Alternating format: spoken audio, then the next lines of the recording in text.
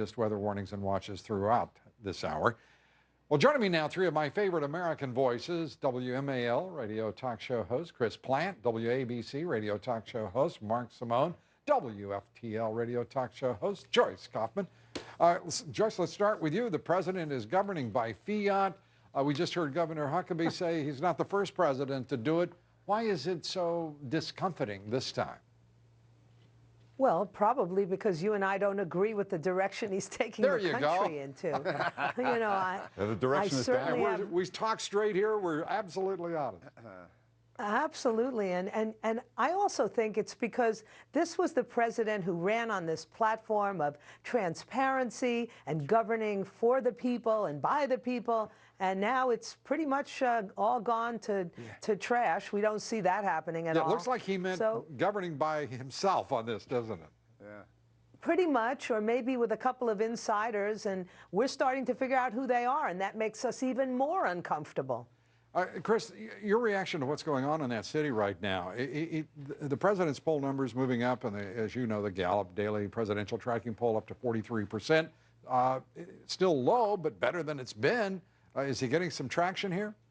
Well, I don't know if he's getting traction. I think that his message carried forward by a compliant media is resonating with some people. The class warfare and all of that seems to be having some effect, and the smoothing over of all of the difficulties associated with the Occupy Wall Street movement, courtesy of his friends and the so-called mainstream news media. But this operating by fiat thing, I mean, if I can just add to that a little bit, this is a president who ran quite explicitly on the idea that he would not use the executive order. He demonized George Bush for using the executive order.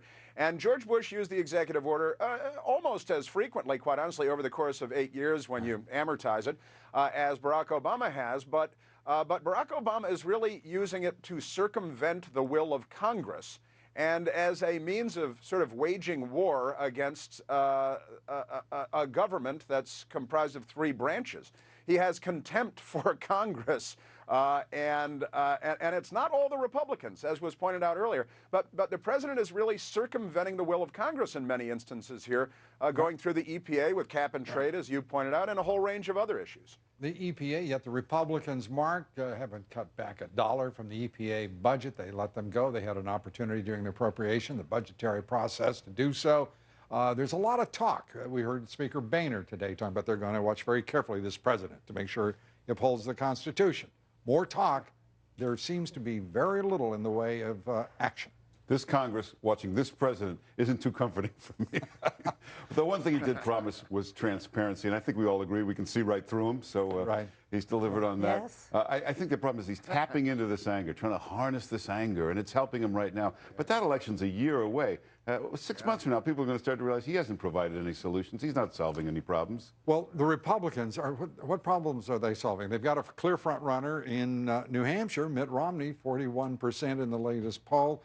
He has a significant, better than 20-point lead over the next against Herman Cain, and then it falls off from there to Ron Paul with 11 points.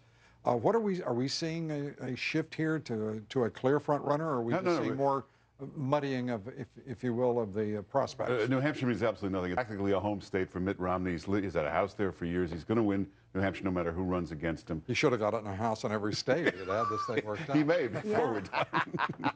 But I think if this president is depending on weak opposition, that's his only hope. And if he's thrilled... Well, so far, would you say the Republicans have obliged, or are they resisting the call? They're his best friend right now. And if he's thrilled to be at 43%, so. He's got problems. Joyce thinks what? I don't think so. I think we have I think there are strong candidates in the Republican Party. I think the problem is there's a disconnect between the establishment and the grassroots. And we saw in the last election, the grassroots aren't going to sit back and take it anymore. We don't go with the tried and true. Yeah, you know, and I think I agree with you. My problem is, Chris, I don't know, and we've got to wrap it up here, but I don't know where the Tea Party went. Where are they? Well, I think they're in waiting. I think they're maintaining a somewhat low profile. I mean, they're not career protesters. You know, these are people who came out, wanted their voices to be heard.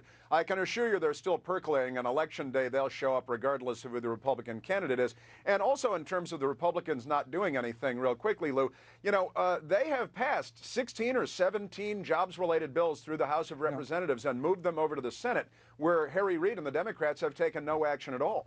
including no action on budgets, as the Right. Republican leadership reminds us quite often, Yeah. in more than 3 years, in point of fact. Extraordinary. Yeah. Joyce, thank you. Chris, thank you. Mark, thank you. Thanks. Thanks, Lou. Thank you. Up next.